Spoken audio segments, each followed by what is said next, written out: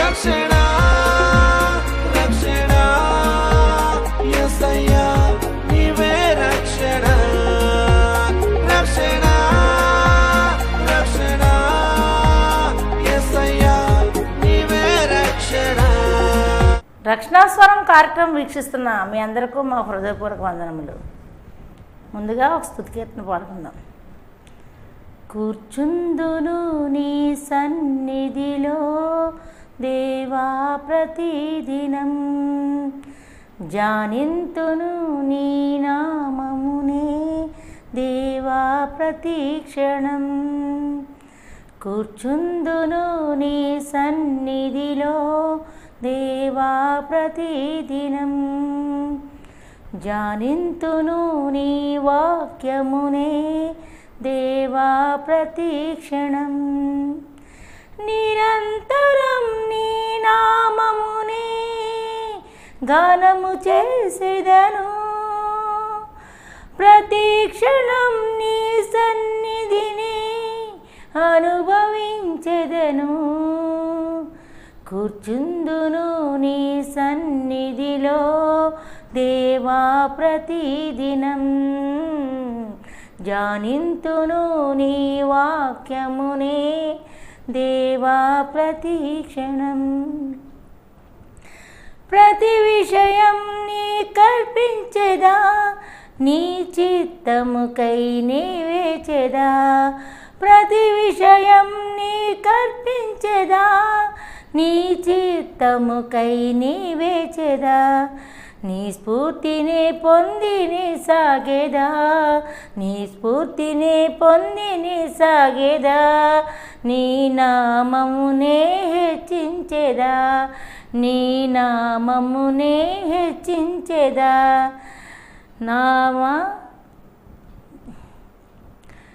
ప్రతి విషయం నీ కల్పించెదా, నీ చిత్తముకై నీవేచెదా. ప్రతి విషయం నీ కల్పించెదా, నీ చిత్తముకై నీవేచెదా. నీ స్ఫూర్తిని పొంది నీ సాగేదా, నీ స్ఫూర్తిని పొంది నీ సాగేదా. నీ నామమునే హెచ్చించెదా, నీ నామమునే హెచ్చించెదా. నా అతిశయము నీవే, నా ఆశ్రయము నీవే, నా ఆనందము నీవే, నా ఆధారము నీవే, నా ఆధారము నీవే. యేసు యేసు యేసు యేసు. కూర్చుందును నీ సన్నిధిలో దేవా ప్రతిదినం, జానింతును నీ వాక్యమునే దేవా ప్రతిక్షణం. నిరంతరం నీ నామమునే గానము చేసేదను, ప్రతిక్షణం నీ సన్నిధినే అనుభవించెదను. కూర్చుందును నీ సన్నిధిలో దేవా ప్రతిదినం, జానింతును నీ వాక్యమునే దేవా ప్రతిక్షణం. ప్రతిదినము నీ ముఖకాంతిలో నా హృదయ దీపము వెలిగించెదా. ప్రతిదినము నీ ముఖకాంతిలో నా హృదయ దీపము వెలిగించెదా. నీ వాక్యానుసారమే జీవించెదా, నీ వాక్యానుసారమే జీవించెదా. నీ ఘన కీర్తినే వివరించెదా, నీ ఘన కీర్తినే వివరించెదా. నా దుర్గము నీవే, నా ధ్వజము నీవే, నా ధైర్యము నీవే, నా దర్శనము నీవే, నా దర్శనము నీవే. యేసు యేసు యేసు కూర్చుందును నీ సన్నిధిలో దేవా ప్రతిదినం ధ్యానింతును నీ వాక్యమునే దేవా ప్రతిక్షణం నిరంతరం నీ నామమునే గానము చేసెదను ప్రతిక్షణం నీ సన్నిధినే అనుభవించెదను కూర్చుందును నీ సన్నిధిలో దేవా ప్రతిదినం ధ్యానింతును నీ వాక్యమునే దేవా ప్రతిక్షణం కూర్చుందును నీ సన్నిధిలో దేవా ప్రతిదినం ధ్యానింతును నీ వాక్యమునే దేవా ప్రతిక్షణం. హల్లెలూయా. ఇప్పుడు జయసత్నం గారు వాక్యోపదేశం మీరు వింటారు.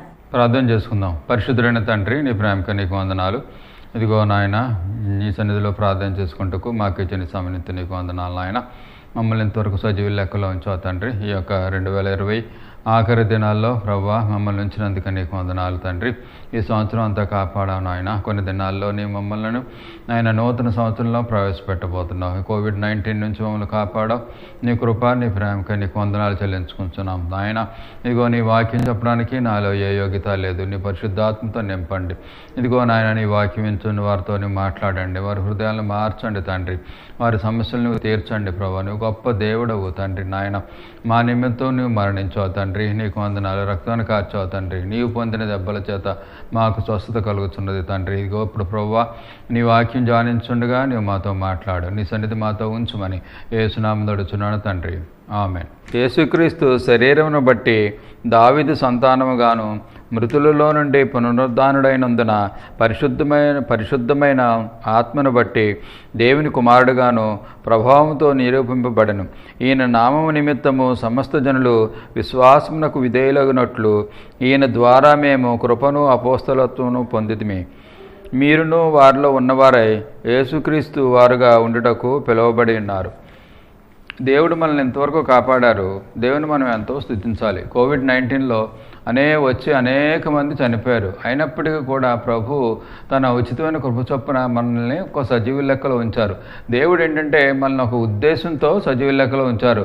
కాబట్టి దేవుడు మన జీవితంలో ఉద్దేశించినటువంటి ఆ యొక్క ఉద్దేశం ఏమైందో దానికోసం మనం జీవించాలి. ఇప్పుడు మనం చూసినట్లయితే దేవుని వాక్యం చూసుకుందాం. అపోస్తల కార్యములు 11వ అధ్యాయము 26వ వచనం. వారు కలిసి ఒక సంవత్సరం అంతయు సంఘములో ఉండి బహుజనులకు వాక్యమును బోధించిరి. మొట్టమొదట అంత్యోకయలో శిష్యులు క్రైస్తవులు అనబడరి. ఇక్కడ చూసినట్లయితే దేవుని వాక్యం ఏం చెప్తుందంటే అంత్యోకయలో శిష్యులు క్రైస్తవులు అనబడరి. ఈ యొక్క అపోస్తల కార్యాలు ఏమిటంటే యేసుప్రభువు వారు సిలువ వేయబడిన తర్వాత, ఆయన ఆరోహణం అయిన తర్వాత శిష్యులందరూ కూడా దేవుని యొక్క వాక్యాన్ని విస్తరింపచేయడం, బోధించడం మొదలుపెట్టారు. వాళ్ళు అలా బోధిస్తూ అనేక గొప్ప కార్యాలు, మరణించిన వారిని లేపారు, అనేక రోగగ్రస్తులని స్వస్థపరిచారు, కుంటి కాలు చేతులు కలిగినటువంటి వారిని స్వస్థపరిచారు. ఆ విధంగా ఎన్నో గొప్ప కార్యాలు చేశారు. ఎవరు వీళ్ళంతా? యేసుప్రభువు వారి శిష్యులు. యేసుప్రభువు వారి శిష్యులు ఏమైంది? మొట్టమొదట అంత్యోకయలో శిష్యులు క్రైస్తవులు అనబడ్డారు. అంత్యోకయలో ఉన్నటువంటి వారు ఏంటంటే శిష్యులు క్రైస్తవులు అనబడ్డారు. అయితే ఇప్పుడు శిష్యులు క్రైస్తవులు అనబడ్డారు. ఇప్పుడు చూసినట్లయితే మనం ప్రతి వారం కూడా మనం క్రైస్తవులు అని చెప్పుకుంటున్నాం. కానీ మనం ఎవరం కూడా శిష్యులకు ఉండవలసినటువంటి దైవభయం కానీ, దైవభక్తి కానీ, ఆ సూచక్రియలు కానీ ఏమీ లేవు. మనం అందరం కూడా చాలా వరకు కూడా నామకార్థ క్రైస్తవులుగా ఉండి క్రైస్తవులుగా పిలువబడుతున్నాం. అయితే మొదటి శతాబ్దంలో చూసినట్లయితే శిష్యులని క్రైస్తవులు అన్నారు. మనం ఎంత మాత్రం కూడా క్రైస్తవులు అనిపించుకోవడానికి మనలో ఏ విధమైనటువంటి యోగ్యత లేదు. ఎందుకంటే మనం ఈ యొక్క శిష్యులలాగా మనం ఉండడం లేదు. ఆ యొక్క జీవితానికి, ఆ యొక్క సమర్పించుకున్న జీవితానికి, ఆ భక్తిగల జీవితానికి, ఆ పరిశుద్ధమైన జీవితానికి మనం ఎంతో దూరంగా ఉంటున్నాం. మనం ఎందుకు అట్లా ఉంటున్నాం? మనం క్రైస్తవులను పిలవబడుతున్నాం, కానీ ఏంటంటే మనకి ఏ విధంగానూ ఆ అర్హత లేదు. కాబట్టి మనం అందరం కూడా ఏంటంటే మనం ఆ అర్హత సంపాదించుకుందాం, శిష్యుల్లాగా ఉండేటువంటి అర్హత మనం సంపాదించుకుందాం. ఇప్పుడు దేవుని వాక్యంలో చూసినట్లయితే మనం ఏ విధంగా శిష్యులుగా ఉండగలం, తర్వాత ఏ విధంగా దేవునికి ఇష్టలుగా మనం ఏ విధంగా ఉండాలో మనం ఒకసారి చూద్దాం. ఇక్కడ చూసినట్లయితే దేవుని యొక్క వాక్యంలో ఏంటంటే అనేకమైన దేవుడు మనకి బైబిల్ ఏంటంటే అనేకమైన విషయాలు మనకి బోధిస్తుంది. అనేక విషయాలు బోధించి వాటిని మనం పాటిస్తే, వాటిని మనం అనుసరిస్తే మనం కూడా శిష్యులుగా మనం జీవించగలం. శిష్యులుగా జీవించి అప్పుడు నిజమైన క్రైస్తవులుగా మనం ఈ భూమి మీద మనం బ్రతకగలం. దేవునికి సాక్షులుగా మన జీవితం అంతా కూడా ఉండగలం. ఇక్కడ చూసినట్లయితే ఇక్కడ 1 పేతురు 1వ అధ్యాయం 16వ వచనం, 1 పేతురు 1వ అధ్యాయము 16వ వచనంలో చూసినట్లయితే మిమ్మల్ని పిలిచిన వాడు పరిశుద్ధుడైన ప్రకారము మీరును సమస్త ప్రవర్తన యందు పరిశుద్ధులై ఉండుడి. ఇక్కడ దేని వాక్యం ఏం చెప్తుంది? మిమ్మల్ని పిలిచిన వాడు ఏంటంటే మనల్ని అందరినీ పిలిచినటువంటి వారు యేసు ప్రభు వారు మనల్ని అందరినీ పిలిచారు. కాబట్టి మనం ఈరోజు ఏంటంటే బైబిల్ని ధ్యానిస్తున్నాము, చర్చిలకు వెళ్తున్నాము, దేవుణ్ణి ప్రేమిస్తున్నాము. కానీ ఏంటంటే మనకి కావాల్సింది ఏంటంటే మనల్ని పిలిచిన వాడు ఎవరు? యేసుప్రభు వారు పరిశుద్ధుడైన ప్రకారం ఆయన పరిశుద్ధుడు. ఆయనలో ఎటువంటి పాపం కానీ ఎటువంటి తప్పు కానీ ఆనాడు పరిసయ్యులు, శాస్త్రులు, ప్రధాన యాజకులు, ఆయన సిలువ వేసిన వారు అందరూ కూడా ఎటువంటి తప్పు కనుక్కోలేదు. కానీ ఏంటంటే ఆయన్ని అన్యాయంగా సిలువ వేశారు. ఇప్పుడు కూడా ఈరోజు కూడా బైబిల్లో ఎటువంటి తప్పు ఎవరు కనుక్కోలేరు. ఎందుకంటే అది పరిశుద్ధమైన గ్రంథం, అది దేవుని యొక్క గ్రంథం. కాబట్టి ఏంటంటే యేసుప్రభు వారిలో ఇప్పటికీ కూడా ఎవరు ఏ విధమైనటువంటి తప్పు కనుగోలేరు. ఆయన ఏంటి? మిమ్మల్ని పిలిచినవాడు పరిశుద్ధుడు. మనం ఎప్పుడు ఇదిగా మనం ఆలోచించుకోం, ఎక్కువగా అనుకుంటాం మనం దేవుడు ప్రేమ గలవాడు, దేవుడు మనం ఎన్ని పాపాలు చేసినా మనల్ని క్షమించేస్తాడు, ఇంకా ఆ విధంగా దేవుడు కాపాడుతాడు, మనల్ని ఎప్పుడు కూడా ఈ లోకంలో ఎంతో మనల్ని దీవిస్తాడు. ఈ లోకంలో దీవెన నిజమైన దీవెన కాదు. మనం ఏంటంటే మనం పరలోకానికి వెళ్ళాలి. మన గురి పరలోకం. ఈ లోకంలో మనకి ఎంతో ఐశ్వర్యం ఎంతో ఉండొచ్చు, మన పిల్లలు ఎంతో గొప్ప చదువులు చదవచ్చు, గొప్ప ఉద్యోగాలు చేయొచ్చు, ఫారెన్లో ఉండొచ్చు. కానీ ఏంటంటే అదంతా కూడా దేవుని యొక్క ఆ యొక్క ఆశీర్వాదం అంతా కూడా మనకి కొన్ని కంఫర్ట్స్ మనం రావచ్చు దానివల్ల. కానీ ఏంటంటే అది సరిపోదు. మనం ఏంటంటే మన గురి పరలోకాన్ని మనం దృష్టి పెట్టుకోవాలి. పరలోకానికి వెళ్ళడమే నిజమైనటువంటి ఆశీర్వాదం.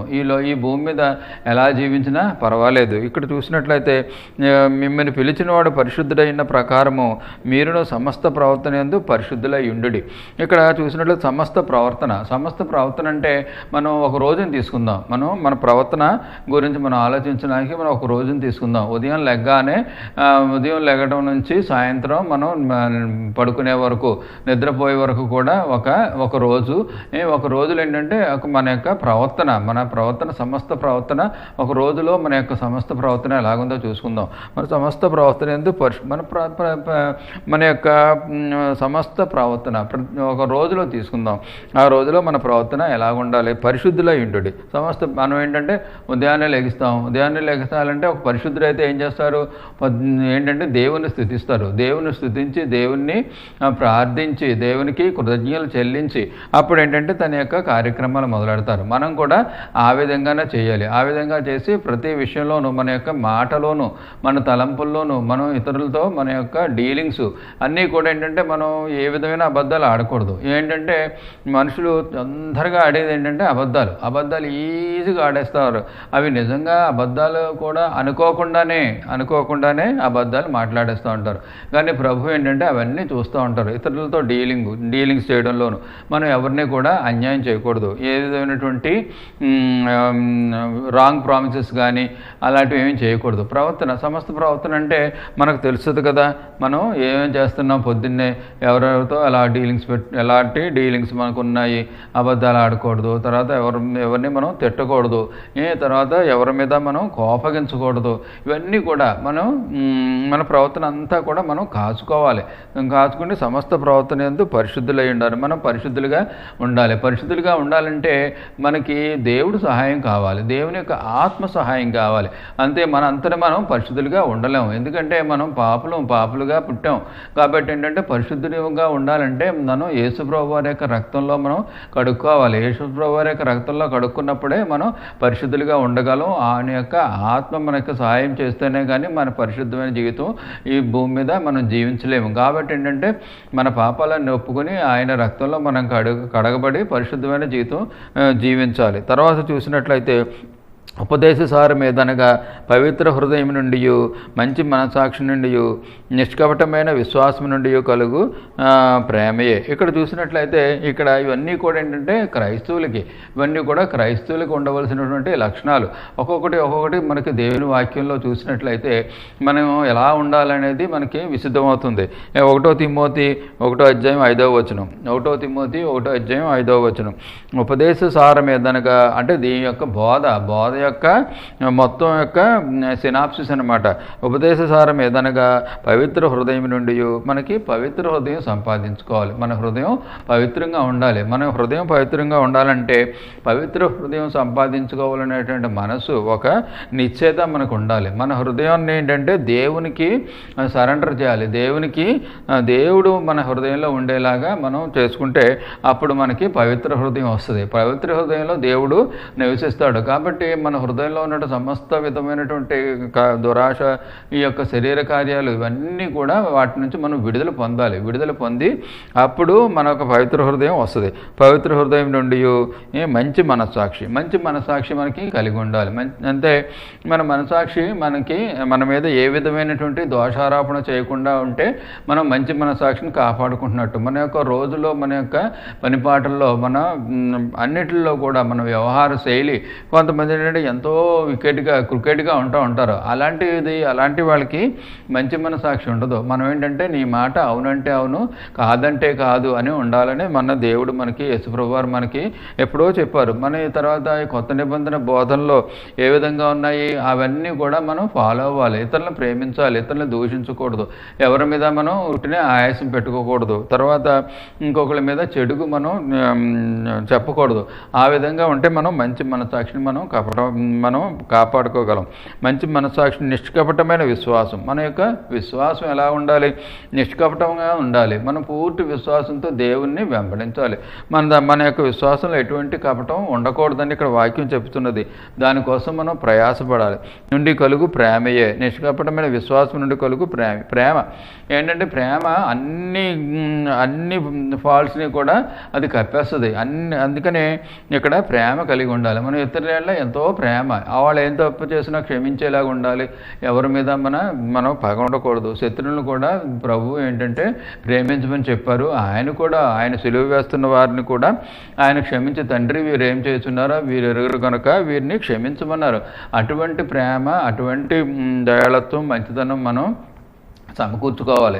అలాంటప్పుడే మనం నిజమైన క్రైస్తవులుగా ఉంటాం. తర్వాత చూసినట్లయితే యోహాను సువార్త 1వ యోహాను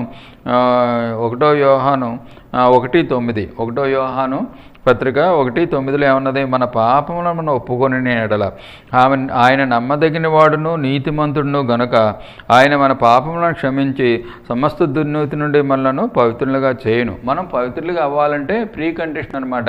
ఎందుకంటే మనం అందరం పాపులమే. కాబట్టి మనం చేయవలసింది ఏంటి? మనం ఏంటంటే క్రైస్తవులుగా మనం ఏం చేస్తుంటామంటే బైబిల్లో చెప్పినటువంటి కొన్ని ఇంపార్టెంట్ థింగ్స్, ప్రాముఖ్యమైనటువంటి విషయాలు, దేవునికి ఇష్టమైన విషయాలు అవన్నీ ఎలిమినేట్ చేసేస్తుంటాం. ఎలిమినేట్ చేసేసి తక్కినవన్నీ ఫాలో అవడానికి చూస్తుంటాం. మనం ఒక 50 సంవత్సరాల వ్యక్తి ఉన్నాడు అనుకోండి, చర్చిలో ఏంటంటే ఎంతో ఉత్సాహంగా చేస్తుంటాడు. అన్ని పనులు బైబిల్ చదవడం, తర్వాత ప్రార్థన చేయడం, ఇంకా అనేకమైన వాక్యం చెప్పడం అన్నీ చేస్తుంటాడు. కానీ తను యవ్వన కాలంలో తను చేసిన పాపాలన్నింటినీ కూడా అవి ఒప్పుకుని విడిచిపెట్టకుండా ఏంటంటే వయసు అయిపోయింది కదా, ఇంకా అలాంటి పాపాల్లోకి మళ్ళీ వెళ్ళరు. కానీ ఏంటంటే చూసినట్లయితే చేసినటువంటి ఆ పాపాలన్నింటినీ ఒప్పుకోకుండానే వీళ్ళు ఏంటంటే ఏదో ఎంట్రన్స్ ఎగ్జామినేషన్ పాస్ అవ్వకుండానే నెక్స్ట్ క్లాస్లోకి వెళ్ళిపోయినట్టు. నెక్స్ట్ లేదా ఎంబీబీఎస్ ఎంట్రన్స్ పాస్ అవ్వకుండా ఎంబీబీఎస్లోకి వెళ్ళిపోతే ఎలా ఉంటుంది? అలా ఉంటుంది అనమాట. అంటే దేవుని మన పాపాలు మనం గత జీవితం అంతా కడుక్కోకుండా మనం చేసినవన్నీ కూడా దేవుని దగ్గర ఒప్పుకోకుండా చేస్తే మనం ఆ విధంగా ఒకసారి ఏంటంటే జంప్ చేసినట్టు ఉంటుంది. దానివల్ల ఎటువంటి ఉపయోగం ఉండదు. ఇక్కడ దేవుని వాక్యం ఏం చెప్తుందంటే మన పాపములను మనం ఒప్పుకొని ఎడల మన పాపాలన్నీ మనం ఒప్పుకోవాలి. దేవునితోటి మనుషులతోటి దేవుని మనం ఒప్పుకొని తర్వాత ఏంటంటే తిరిగి ఇచ్చేయవలసిన ఇచ్చివేయాలి. మన దగ్గర జక్కయ్య ఏ విధంగా మారుమనసు పొందాడో అటు విధంగా మన యొక్క మారుమనసు యొక్క క్రియలతో కూడింది అయి ఉండాలి. మన మారుమనసు రిటర్న్ చేసేయడం, తర్వాత ఎవరికైనా నచ్చుంటే అవన్నీ ఇచ్చేయడం, మన ఇంట్లో ఏ విధంగా అన్యాయం సొమ్ము ఉంటే అదన్నీ రిటర్న్ చేసేయడం మనం ఆ విధంగా చేయాలి. ఆ విధంగా చేసినప్పుడే మనం ఏంటంటే రియల్గా మన యొక్క మనసాక్షిని కడుక్కున్నట్టు అవుతుంది. కాబట్టి ఏంటంటే మనం క్రైస్తవులుగా పిలువబడాలంటే మనం ఈ ప్రాసెస్ గుండా తప్పగా వెళ్ళాలి. అప్పుడే మనం నిజమైనటువంటి క్రైస్తవులుగా అవుతాం. లేకపోతే నామకార్థ క్రైస్తవత్వం వల్ల ఏంటంటే మనకి ఎటువంటి ఉపయోగం ఉండదు. ఈ లోకంలో ఏంటంటే మనం ఏదో క్రైస్తవులుగా గుర్తింపబడతామేమో, చర్చిలో గుర్తింపబడతామేమో, లేకపోతే ఫ్రెండ్స్ దగ్గర, లేకపోతే కొన్ని కుటుంబాల్లో మన క్రైస్తవ కుటుంబాల్లో మనం కూడా క్రైస్తవులుగా గుర్తింపబడతాం. కానీ ఏంటంటే దానివల్ల ఎటువంటి ఉపయోగం ఉండదు నామకార్థ క్రైస్తవత్వం. దానివల్ల మనం ఏంటంటే పూర్తిగా నామకార్థ క్రైస్తవులుగా మనం ఉన్నామా, లేకపోతే దేవునికి మనం ఇష్టలుగా ఉన్నామా మనం ఒకసారి చూసుకోవాలి. తర్వాత ఇక్కడ చూసినట్లయితే పరిశుద్ధులగుటకే దేవుడు మనల్ని పిలిచను కానీ అపవిత్రులుగా ఉండుటకు పిలువలేదు. 1 దశలోనికలకు రాసిన పత్రిక 4వ అధ్యాయము 7వ వచనం. 1 దశలోనికలు 4వ అధ్యాయం 7వ వచనం. పరిశుద్ధులగుటకే దేవుడు మనల్ని పిలిచను కానీ అపవిత్రులుగా ఉండుటకు పిలువలేదు. ఇక్కడ చూసినట్లయితే దేవుడు మనల్ని పిలిచాడు. అందువల్లే మనం క్రైస్తవులు అయ్యాం. దేవుని పిలుపు మనకు ఉంది కాబట్టే మనం ఏంటంటే మనం దేవుని వాక్యాన్ని నమ్ముతున్నాం, చర్చిస్కి వెళ్తాము, ఆయన హత్తుకుని జీవిస్తున్నాం. కానీ ఏంటంటే మనల్ని దేవుడు పిలిచాడు. ఎందుకు పిలిచాడు? పరిశుద్ధులగుటకే దేవుడు మనల్ని పిలిచాడు. పరిశుద్ధులగుటకే. కాబట్టి ప్రతి క్రైస్తవుడు కూడా ఈ క్రిస్మస్ దినాల్లో జ్ఞాపకం ఉంచుకోవాల్సింది ఏంటంటే దేవుడు మనల్ని పిలిచాడు. దేవునితో మనం సంబంధం కలిగి ఉన్నాం, వాక్యం చదువుతాం, మన క్రైస్తవులు అని చెప్పుకుంటున్నాం, మనకేంటంటే క్రైస్తవ పేర్లు పెట్టుకుంటాం, హృదయమంతటితో దేవుని వెంబడిస్తున్నట్టుగా మనం కనపడతాం. కానీ ఏంటంటే మనకు తెలుసుకోవాల్సింది ఏంటంటే దేవుడు ఎందుకు పిలిచాడు మనల్ని? దేవుడు మనకి వాక్యం ఇచ్చారు. తర్వాత మనకి ఆయన యొక్క కృపలు ప్రతిరోజు ఆయన మనల్ని కాపాడుతున్నారు. ఈ కోవిడ్-19 నుంచి మనం కాపాడి మనకి విడుదల అనుగ్రహించి మనల్ని భూమి మీద సజీవ లెక్కలో ఉంచారు. ఎందుకు ఉంచారు? ఆయన వెంబడించడానికి, తర్వాత ఆయన ఉద్దేశం మనం జీవితంలో నెరవేర్చడానికి. మనం ఏంటంటే ఒక ప్రత్యేకమైన ఉద్దేశంతో దేవుడు మనల్ని సృష్టించారు, మనల్ని భూమి మీద ఈ పరిస్థితుల్లో ఉంచారు. ఎందుకు? ఆయన ఉద్దేశం ఉంది. ఆయన ఉద్దేశం మనం ఒక్కడమే నెరవేర్చగలం. కాబట్టి ఏంటంటే కొంతమంది వ్యక్తులకి వాక్యం చెప్పాలంటే నువ్వే సమర్థుడు, నువ్వే వారిని కలవగలవు, నువ్వే వారికి చెప్పగలవు. ఇంకెవరి ద్వారా కూడా వాక్యం వారికి చేరదు. నువ్వే వాక్యం చెప్పాలి. కాబట్టి ఏంటంటే మనలో ఆ ఉద్దేశంతో పలానా వాళ్ళకి వాక్యం చెప్పడానికి దేవుడు నిన్ను సృష్టించారు. ఆయన ఏంటంటే ఆయన స్తుతించి మహింపరిచి గణపరచడానికి దేవుడు మనల్ని సృష్టి చేశారు. కాబట్టి ఏంటంటే మనం అది తెలుసుకుని మనం జీవించాలి. పరిశుద్ధులగుటకే దేవుడు మనల్ని పిలిచిన కానీ అపవిత్రులుగా ఉండుటకు పిలువలేదు. కాబట్టి మనం అపవిత్రులుగా ఉన్నామా, పరిశుద్ధులుగా ఉన్నామా అనేది మనం ఆలోచించుకోవాలి. దేవుడు అంటే గొప్ప దేవుడు, మహోన్నతుడైన దేవుడు. ఈ సర్వసృష్టిని ఆయన సృష్టించారు. కాబట్టి ఆయన ఉద్దేశం, ఆయన యొక్క మనల్ని ఎందుకు పిలిచారు? ఆయన పరిశుద్ధులగుటకే. కాబట్టి మనం ఏంటంటే మనం గ్రహించుకోవాలి, మనం అపవిత్రులుగా ఉన్నామా? ఎందుకంటే అందరూ పాపం చేసి దేవుడు అనుగ్రహించే మహిమను పొందలేకపోతున్నారు. అందరూ పాపం చేస్తారు, పరిశుద్ధులు ఎవరూ కూడా లేరు. కానీ ఏంటంటే మనం పరిశుద్ధులుగా మారాలి. ఎందుకంటే మనం సైతాన్ ఉంది కాబట్టి లోకంలో అందరినీ పాపంలో పడేసి అందరినీ శోధిస్తున్నాడు. కాబట్టి ఏంటంటే మనం పరిశుద్ధులవడానికి మనం ప్రయత్నించాలి. దేవునిలో మనం బాగా ఎదిగి మన హృదయాన్ని దేవునికి మనం ఇవ్వాలి. మన హృదయాన్ని మనం దేవునికి ఇచ్చినప్పుడే మనం పరిశుద్ధులుగా అవ్వగలం. ఇప్పుడు ఈ లోకంలో చూసినట్లయితే అనేక మంది ఎన్నో కష్టాలు, ఎన్నో ఆర్థిక ఇబ్బందులు ఎన్నట్లోనూ ఉంటున్నారు. ఇది లోకం కాబట్టి రకరకాలైన మనుషులు, రకరకాలైనటువంటి భిన్న సంస్కృతులు, భిన్న పరిస్థితుల్లో ఉంటున్నారు. కానీ ఏంటంటే మనం చూసినట్లు మనం ఏంటంటే మానవ రీత్యా మనం ఏమనుకుంటాం? సహజంగా ప్రతి చిన్నదానికి కూడా మనం దేవుణ్ణి నిందిస్తాం. ప్రతిదానికి కూడా మనకి ఏదైనా కష్టం వచ్చిందనుకోండి, ప్రతిదానికి మనకి మనం దేవుని నిందిస్తాం. కానీ నీ యొక్క కష్టాలు ఎన్నట్లకి కారణం ఏంటంటే సైతాను. ముందు చెప్పాలంటే సైతాను. భూమి మీద ఏం జరిగినా, ఏ కష్టం వచ్చినా, ఏ నష్టం వచ్చినా సైతాను ఏంటంటే దేవుని మీద తిరుగుబాటు చేయడం వల్ల ఎన్ని వచ్చినాయి. తర్వాత ఏంటంటే నీ సొంత చిత్తం, నీ ప్రవర్తన, తర్వాత నీ వ్యవహార శైలి, అవన్నీ కూడా దేవుని యొక్క ఆజ్ఞలను తృణీకరించడం, దేవుని లెక్క చేయకపోవడం. తర్వాత ఏంటంటే నీ పితరుల పాపాలు కూడా నీ మీద ఉంటూ ఉంటాయి. కాబట్టి మనం తెలుసుకోవాల్సింది ఏంటంటే మనం ముందు దేవుని నిందించకూడదు. మన పరిస్థితులు అన్నీ కూడా స్వయంకృతం. అవన్నీ కూడా దానివల్ల మనం దేవుణ్ణి ఎట్టి పరిస్థితుల్లోనూ నిందించకూడదు. కొంతమంది ఉంటారనుకోండి, ముందు చిన్నప్పటి నుంచే సరిగ్గా చదవకపోవడం వల్ల ఏంటంటే సరైన ఉద్యోగం రాదు. సరైన ఉద్యోగం రాక వాళ్ళ యొక్క లైఫ్ సరిగ్గా సెటిల్ అవ్వదు. ఈ లోపల ఏంటంటే ఈ యొక్క సైతాను మార్గాలు, ఏదో తాగుడు, అలాంటి వ్యసనాలు, అలాంటి వాటిలన్నిటిలో పడిపోతారు. వీటన్నిటికీ కారణం ఎవరు? సైతాను. తర్వాత నీ యొక్క డెసిషన్స్, నీ యొక్క వ్యసనాలు. నిన్ను ఎవరు కూడా వ్యసనాలకి బానిసైపోమని ఎవరో చెప్పరు. దేవుని వాక్యం చెప్పదు, తల్లిదండ్రులు చెప్పదు. కానీ ఏంటంటే నువ్వు అలా వ్యసనాల్లోకి వెళ్ళిపోయావంటే స్మోకింగ్, డ్రింకింగ్, అట్లాగా అవన్నీ కూడా నీ యొక్క స్వయంకృతం. అందువల్ల నీ యొక్క పితరుల యొక్క పాపాలు కూడా నీ మీదకి వస్తూ ఉంటాయి. కాబట్టి ఏంటంటే ఇవన్నీ కూడా పూర్తిగా ఏంటంటే నీ చుట్టూనే తిరుగుతూ ఉంటాయి. కానీ దేవుని వల్ల నువ్వేమీ ఆ పరిస్థితికి రాలేదు. నువ్వేంటంటే దేవుడు నన్ను ఎందుకు సృష్టించాలి అలాంటివి మనం అనకూడదు. ఎందుకంటే మనం దేవుణ్ణి ఆ విధమైన ప్రశ్నలు, ఆ విధమైనటువంటి అడగడానికి మనం ఎప్పుడూ కూడా సరిపోం. దేవుని వాక్యంలో ఉంది, కొండ పెంకుల్లో ఒక పెంకై ఉండి తను చేసిన వారి మీదకి తిరగబడితే ఎంతో శాపగ్రస్తులు అవుతారని ఉంది. కాబట్టి ఏంటంటే మనం దేవుణ్ణి ఎప్పుడు ప్రశ్నించడానికి లేదు, దేవుణ్ణి ఎప్పుడు తిట్టడానికి లేదు. మనం యొక్క ఇవన్నీ కూడా స్వయంకృతం. అలాంటి వాళ్ళ దగ్గరికి వెళ్ళి మనం దేవుణ్ణి నమ్ముకోండి, దేవుణ్ణి వెంబడించండి, దేవుడు మీ పద్ధతులు మారుస్తారంటే వాళ్ళు అప్పటికే ఎంతో విసిగిపోయి ఉంటారు. విసిగిపోయి ఇంకేం దేవుడు, పరలోకం అంటే పరలోకం ఎందుకు, నరకానికే పోతాను అంటారు. కానీ ఏంటంటే అలాంటి మాటలు మన నోట్లో ఎప్పుడూ రానివ్వకూడదు. మన పరిస్థితిలో ఉన్నప్పుడు, ఏ పరిస్థితిలో ఉన్నామో దానికి దేవుడు ఎంత మాత్రం కారణం కాదు. సైతాను, నువ్వు, నీ పితరులు, వాటి వల్ల నీ యొక్క జీవితం అలాగైంది. నీ యొక్క నిర్లక్ష్యం, నీ యొక్క సోమర్థనం, లేకపోతే నీ వ్యసనానికి బానిసైపోవడం. కాబట్టి ఏంటంటే మనం ఉన్న పరిస్థితుల్లో దేవుణ్ణి మనం వెంబడించాలి, దేవుణ్ణి స్తుతించాలి. హృదయమంతటితో దేవుణ్ణి వెంబడించడం మనం నేర్చుకోవాలి. హృదయమంతటిలో దేవుణ్ణి స్తుతించాలి మనం. మన యొక్క బైబిల్లో చూసినట్లయితే దావీదు మహారాజు వీళ్ళంతా ఎంత క్లిష్ట పరిస్థితుల్లో ఉన్నప్పుడు కూడా దేవుణ్ణి స్తుతించి వారు ఆ క్లిష్ట పరిస్థితులు బయటకు వచ్చేస్తారు. కాబట్టి మనం కూడా అంతే.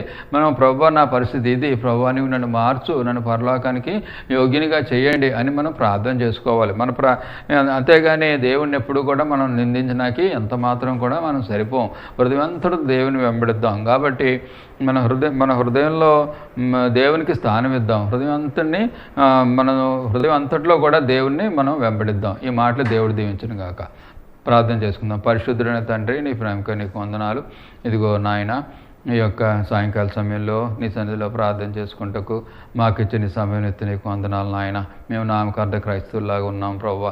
నిజమైన క్రైస్తవుల్లా జీవించడానికి, హృదయం అంతా నీకు ఇవ్వడానికి ప్రభువా తండ్రి నీవే సహాయం చేయి. నీ చిత్త ప్రకారం జీవించాలి. మేము పరలోకానికి వెళ్ళాలి, మాతో పాటు అనేక మందిని పరలోకానికి తీసుకెళ్ళాలి ప్రభువా. మేము మంచి కాలంలో ఉన్నాం నాయన. నీ మమ్మల్ని కాపాడండి, నీ గొప్ప కార్యాలు జరిగించు నాయన.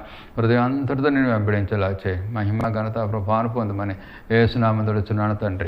ఆమేన్. ఇంతవరకు మీరు బ్రదర్ జయసత్న గారి వాక్యోపదేశం విన్నారు కదా. మీ అందరికీ శుభం కలిగినని ఆశిస్తున్నాను. ప్రతి మంగళవారం 8:30 నుంచి రాత్రి 9 గంటల వరకు ఇదే ఛానల్లో మీరు తప్పక వినగలరని ఆశిస్తున్నాం. దేవుడు మిమ్మల్ని దీవించును గాక.